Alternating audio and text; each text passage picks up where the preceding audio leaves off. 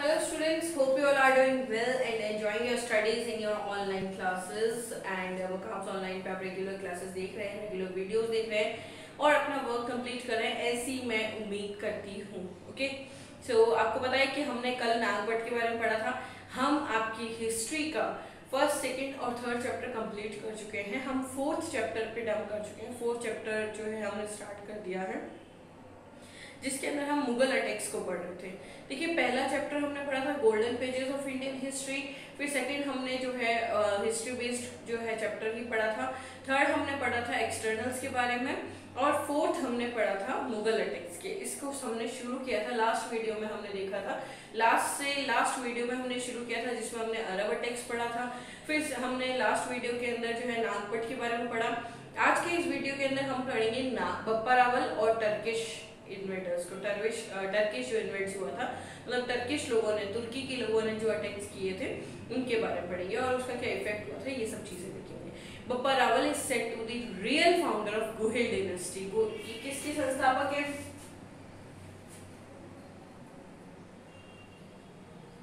गुहिल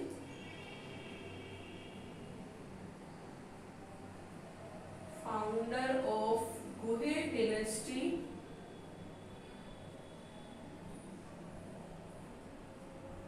इन मेवाड़। मेवाड़ में गुहिल डायनेस्टी की स्थापना करने वाले एक्चुअल फाउंडर कौन कहलाते हैं? बप्पा रावल। ठीक है, Miss doctor Ojha, according to doctor Ojha जो कि आर्कियोलॉजिस्ट है, उनका ये कहना है Bappa Rawal was not the name of a particular person but was a title of a rural kingdom named Kal Bhoj. एक रूलर था, काल भोज नामक व्यक्ति थे। ठीक है, और उनके नाम पे उनको जो है काल भोज को उपाधि दी गई थी। किसकी? बप्पा रावल की। और उनका जो टाइम पीरियड था उसे बप्पा रावल की उपाधि दी गई थी। बप्पा रावल कोई एक पर्टिकुलर पर्सन का नाम नहीं है, बल्कि काल भोज जो कि रूलर है उन्हें दी गई उपाधि या टाइटल है। ठीक है, he was according to sayings of Muhnot Nainsi. Muhnot Nainsi जो है उसके मुताबिक क्या कहा गया है कि he was a shepherd boy and was grazing the cows of हरित राशि, मतलब हरित राशि के तहत वो क्या करते थे, एक बेसिकली गौचारा जो होता है ना, चरवाहा, वो थे। कौन? बप्पा रावल। लेकिन वो अच्छा, उसके साथ वो गायों को चराया करते थे काल भोज। लेकिन बाद में धीरे धीरे उन पे महादेव की कृपा हुई, उन्होंने महादेव की पूजा की और उन्होंने किसका राज्य मांगा? मेवाड़ का राज्य मांगा। और फिर अल्टीमेटली महादेव की कृपा से उन्हें क्या मिल गया? मेवाड़ का राज्य मिल गया। Bappa was born in the service of mount Mori, the ruler of Chittor. Chittor के रूलर थे माउंट मोरी, उनके यहाँ काम करते थे बप्पा रावल। उसी समय मुगल आर्मी आई और उन्होंने चित्तौड़ पे अटैक किया। चित्तौड़ पे जब जिस समय अटैक हुआ तब माउन जो है उन्होंने बप्पा रावल से कहा कि वो इस चैलेंज को एक्सेप्ट करे और आगे जाकर के उन लोगों से, मुगलों से युद्ध करे। बप्पा रावल युद्ध के मैदान में पहुंचे, गजनी में पहुंचे, जो कि मेवाड़ की कैपिटल थी गजनी, वहां पे पहुंचे। और गजनी पहुंचकर वेल्लोर की कैपिटल जो थी गजनी पहुंचकर उन्होंने क्या किया, और वहां पे जो मुगल्स हैं उनसे युद्ध किया। उसके नेफ्यू से जो है Bappa Rawal enthroned his nephew there, वहां उन्होंने सलीम से युद्ध किया, सलीम को हरा के उसकी राजगद्दी को अपने अंडर में कर लिया। बप्पा की शादी जो है सलीम की पुत्री से हुई और वहीं उसके साथ में शादी करके और वो पुनः कहाँ लौट गए? चित्तौड़ लौट गए। ठीक है, स्टोरी समझ में आ रही है आपको? बप्पा रावल बेसिकली एक चरवाहा था जो गाय चराता था, लेकिन उसमें राजा बनने की इतनी उमंग और उत्साह था कि उसने उसके लिए कार्य किया। उसने कैसे कार्य किया?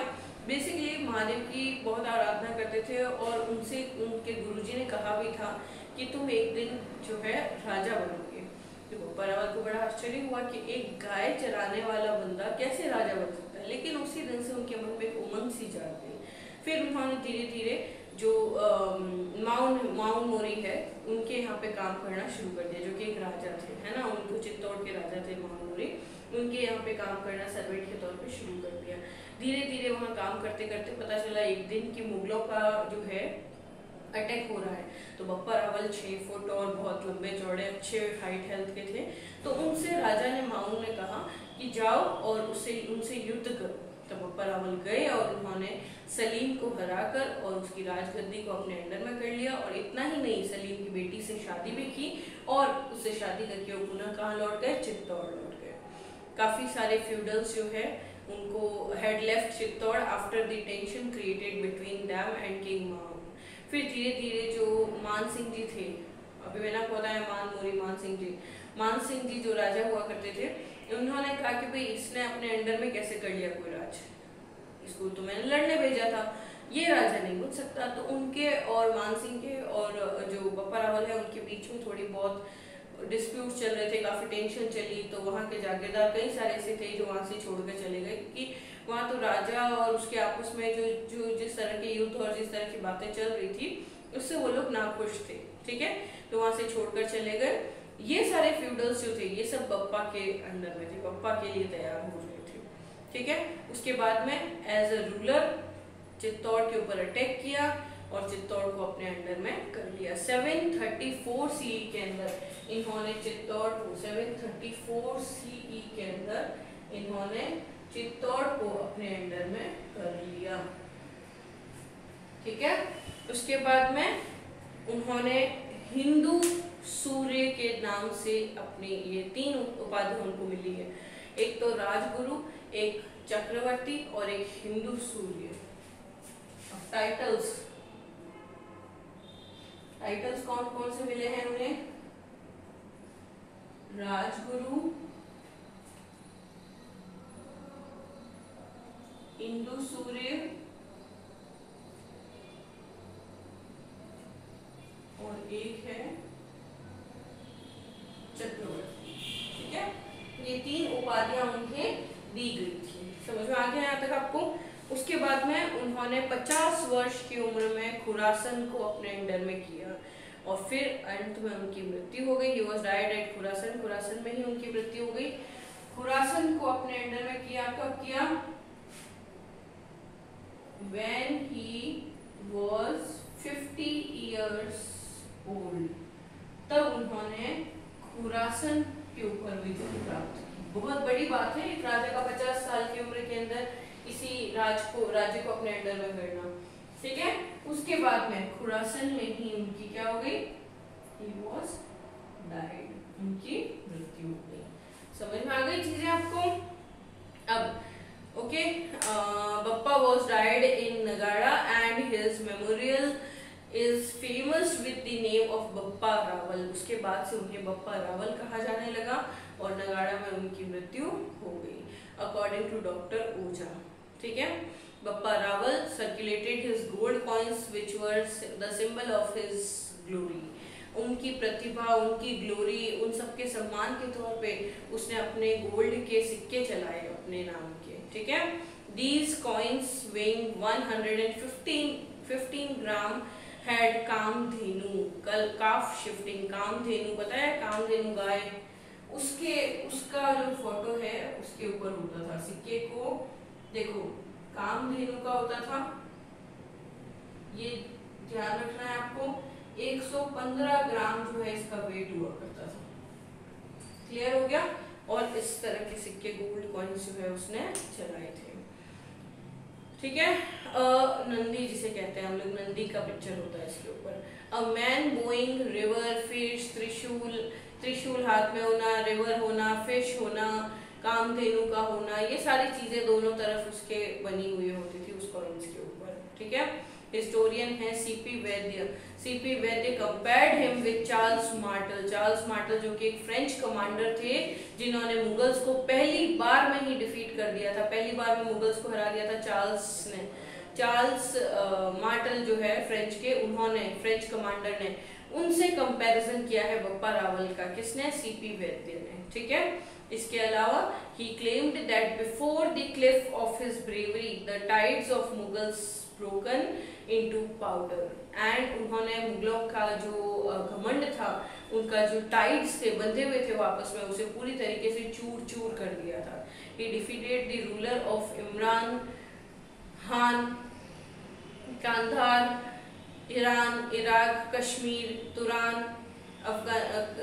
कफरिस्तान, इन सारी जगहों के राजाओं को भी उसने हराया था। And he got married to the daughters of those, और जितने भी राजाओं को हराया था उन सभी की पुत्रियों से उन्होंने बेटियों से शादी भी की थी।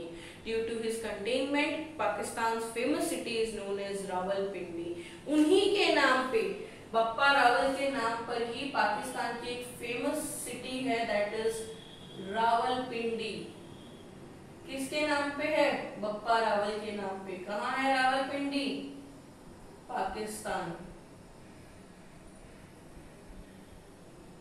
समझ में आ रहा है आपको? तो ये सारी चीजें क्लियर हो गई होगी अब तक आपकी।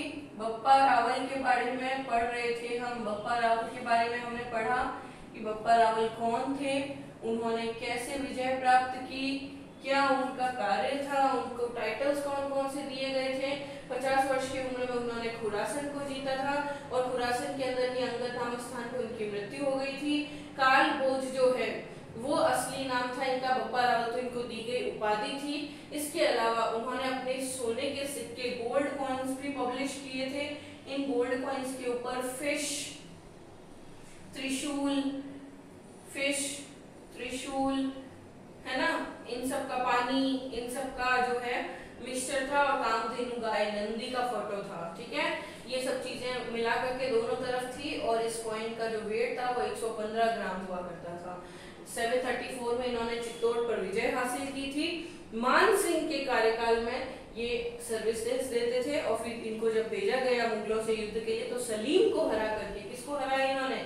सलीम को हराया। सलीम को हरा करके और इन्होंने उसकी बेटी से क्या कर ली? शादी कर ली।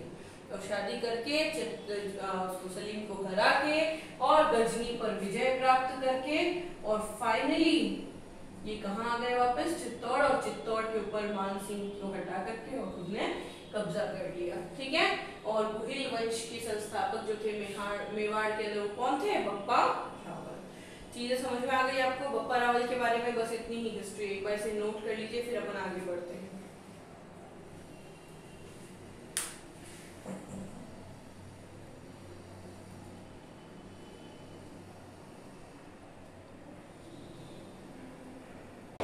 ठीक है, तो बप्पा रावल को पढ़ने के बाद में अब हम पढ़ेंगे टर्किश इन्वेशंस को। ठीक है, मुगल अटैक्स का चैप्टर 4 कर रहे हैं हम लोग। चैप्टर 4 जो कि मुगल अटैक्स पर बेस्ड है और उसके टाइप्स और इफेक्ट्स पर बेस्ड है। ठीक है, उसके अंदर हमने बप्पा रावल किया है अभी।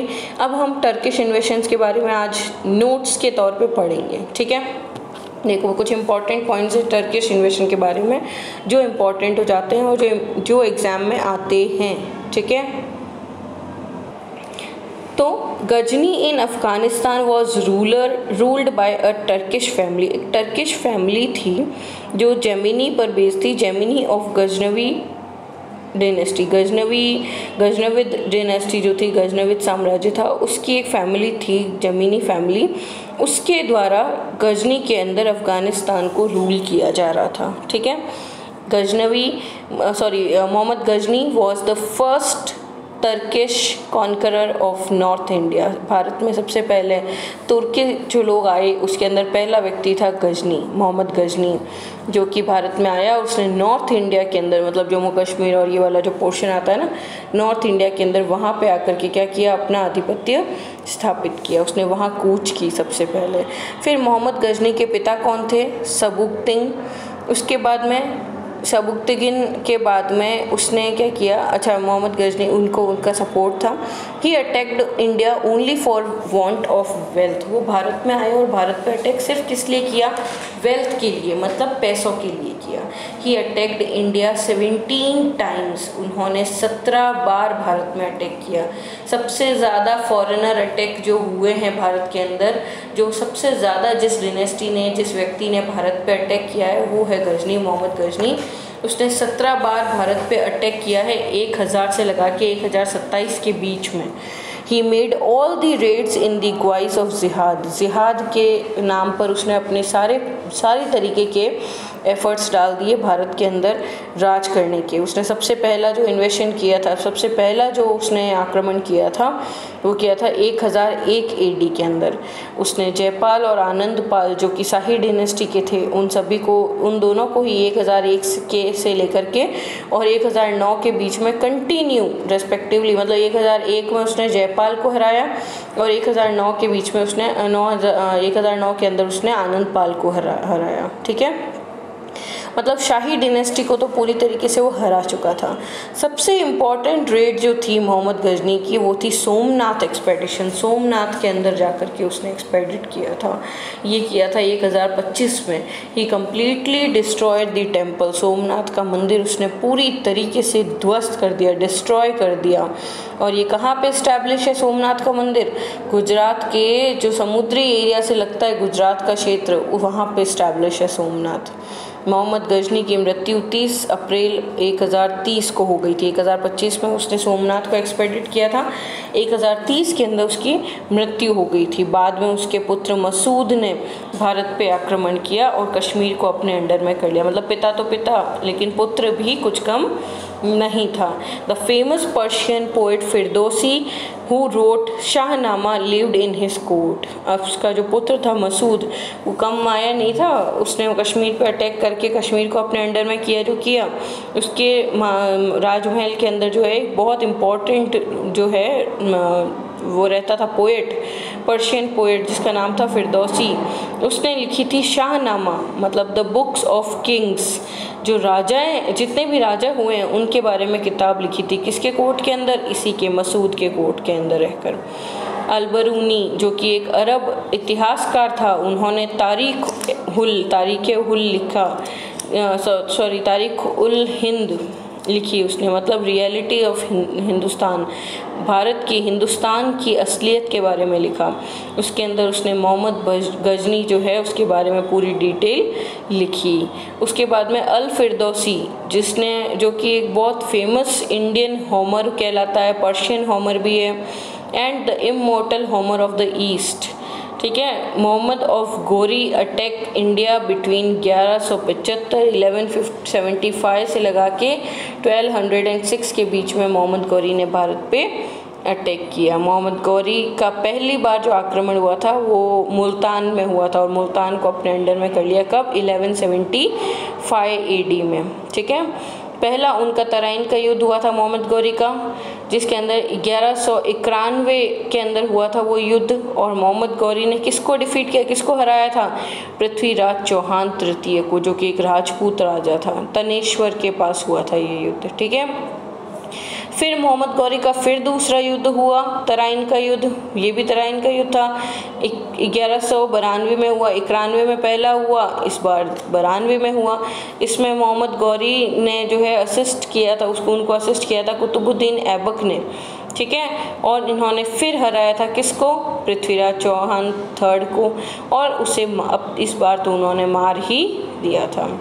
1193 में मोहम्मद गौरी ने जयचंद पर अटैक किया, जो कि पृथ्वीराज चौहान के ससुर जी थे जयचंद, उन पर अटैक किया और फाइनली उन्होंने कन्नौज को अपने अंडर में कर लिया जयचंद को हरा के। ठीक है, मोहम्मद गौरी फिर भारत आया by instituting his territories in India in the hands of Qutbuddin Aibak. अपने कुतुबुद्दीन ऐबक जो सेवक है अपना, उसके हाथ में भारत की टेरिटरीज को देने के लिए फिर भारत आया था उसी समय। और उसने भारत में कुतुबुद्दीन ऐबक के साथ में जीत कर, जब सेकेंड बैटल ऑफ तराइन जो जीता, उसे सेकेंड युद्ध जीता तराइन का युद्ध, उसके बाद में उसने क्या किया?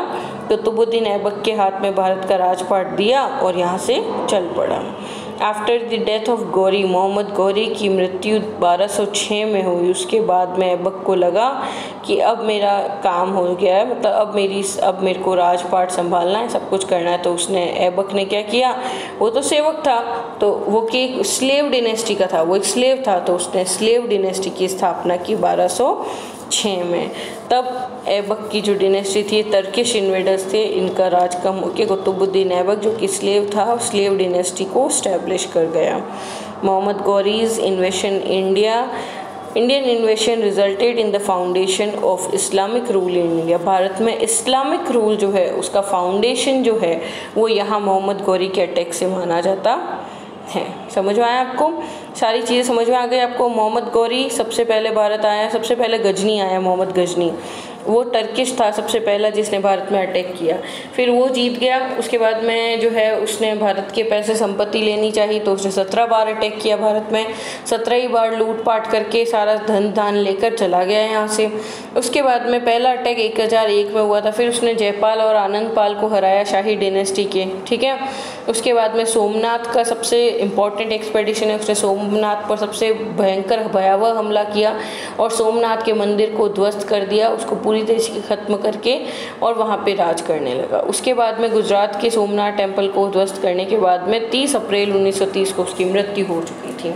उसके बाद में उसका पुत्र मसूद जो है वो आया पावर के अंदर और उसने भारत पे हमला किया। उसके भारत पे हमला करने के बाद उसने कश्मीर को सबसे पहले अपने अंडर में किया और उसके राज दरबार में एक पोएट था फिरदौसी ने एक किताब लिखी, उसी के राज दरबार मसूद के राज दरबार में रह के, वो किताब थी शाहनामा, मतलब द बुक ऑफ किंग्स, राजाओं का पूरा उल्लेख उसमें मिलता है। उसके बाद में अलबरूनी आया, अलबरूनी के बारे में सब कुछ हमने पढ़ा, मोहम्मद गजनी के बारे में पढ़ा, अलबरूनी के बाद फिर अल फिरदौसी के बाद में मोहम्मद गौरी के बारे में पढ़ा। मोहम्मद गौरी का पहला अटैक जो था वो 1175 के अंदर मुल्तान पर हुआ।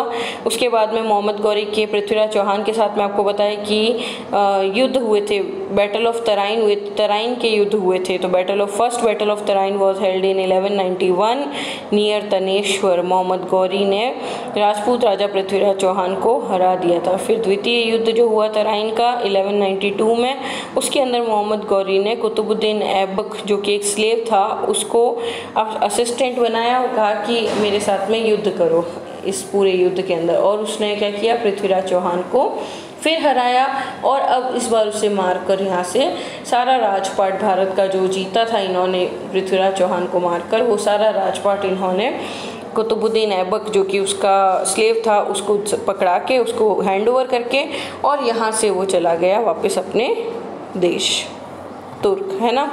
उसके बाद में गौरी की डेथ हो गई थी 1206 के अंदर। उसके बाद जो है राजा कौन बना, कुतुबुद्दीन ऐबक ने, जो कि एक स्लेव था, उसने स्लेव डायनेस्टी की स्थापना की।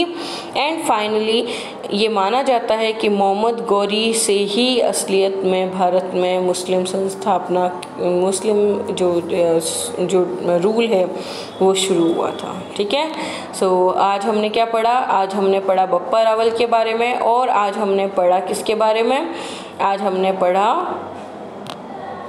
टर्किश इन्वेशन के बारे में। समझ में आ रहा है आपको? टर्किश इन्वेशन हो गया, बप्पा रावल हो गया, मुग़ल अटैक्स का एक इम्पॉर्टेंट पार्ट है जिसके अंदर हमने अरब इन्वेडर्स पढ़ लिए, हमने टर्किश इन्वेडर्स पढ़ लिए और हमने बप्पा रावल के बारे में पढ़ लिया है, ठीक है। मैं फिर बता रही हूँ आपको, हम अरब पढ़ चुके हैं, हम बप्पा रावल पढ़ चुके हैं, है ना। उसके अलावा हमने जो है बप्पा रावल के साथ में अरब बप्पा रावल नागभट्ट को पढ़ चुके हैं हम लोग, है ना, नागभट्टा को पढ़ा है और अब हमने टर्किश इन्वेशन को भी पढ़ लिया है, ठीक है। तो ये सारी चीज़ें पढ़ने के बाद में अब हम नेक्स्ट जो चैप्टर लेना, नेक्स्ट टॉपिक लेंगे वो बहुत इंटरेस्टिंग है, इसलिए बने रहिए, वीडियो रेगुलर बेसिस पर देखिए। इसीलिए मैं आपके साथ में नोट्स शेयर कर रही हूँ, नोट्स पे वीडियो शेयर करती हूँ ताकि ज़्यादा से ज़्यादा आपके पास में नोट्स पहुँचे, वीडियोस पहुँचे और आप उनके नोट्स बना के अपनी नोटबुक्स प्रिपेयर कर लें। जल्दी ही स्कूल ओपन हो जाएगी और जल्दी ही आपका सारा वर्क चेक होगा और उस समय आपका वर्क कंप्लीट नहीं हुआ तो you will be penalised for this, okay.